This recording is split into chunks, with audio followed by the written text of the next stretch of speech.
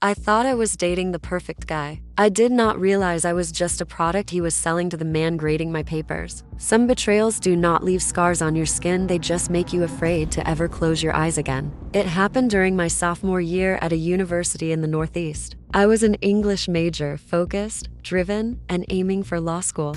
To get there, I needed a perfect GPA. That is why I was so invested in my upper-level course on English Romanticism. The class was small, about 25 students, and held in one of those old, drafty lecture halls that smelled like damp stone and floor wax. The course was mostly run by a teaching assistant named Roar. He was a lanky man in his late 20s who always looked like he had just woken up from a nap in a library basement. He was socially awkward. He frequently cold-called students to break the agonizing silences of the seminar. Most people ignored him, but I participated. I wanted the grade. Then there was Luke. Luke was a junior, a frat guy who was surprisingly sharp. He had a way of breaking the tension with a well-timed joke. Unlike most of the guys in his circle, he actually did the reading. We started running into each other at campus parties. Eventually, he asked me out. For 3 months, everything was great. Luke was attentive, sweet, and low maintenance. It was the kind of relationship that felt safe.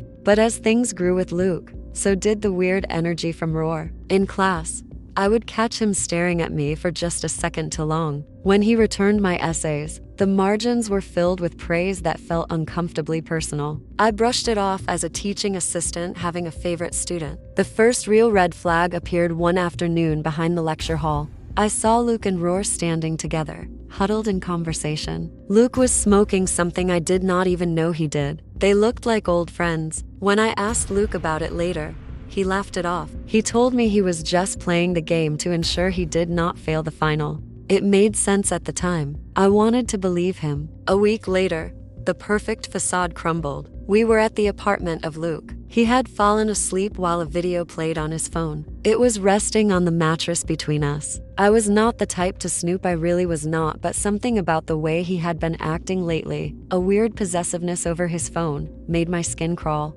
I picked it up. I navigated to his photo gallery. What I found was infinitely worse than a hidden dating app. There were hundreds of photos of me. Some were normal, but then there were the others. Photos of me studying in the library, taken from behind a bookshelf. Photos of me walking to my car in the dark. Photos of me sleeping in the bed, taken from the corner of the room while I was completely unconscious. My stomach did a slow, sickening flip. The air in the room felt freezing, and my breath hitched in my throat. I should have left then, but I kept digging. I guessed the passcode, the birthday of Luke, reversed and went into his messages. I found a thread with an unsaved number. Luke had been sending these photos to this person daily, for weeks. The messages were not just images. They were updates. She is wearing the blue dress today. She is at the library until 10 p.m. She is asleep now. I felt a wave of cold nausea hit me so hard I thought I would be sick on the carpet. I scrolled back to the beginning of the thread. The very first message from the unknown number was a picture of a stack of $100 bills. The caption read,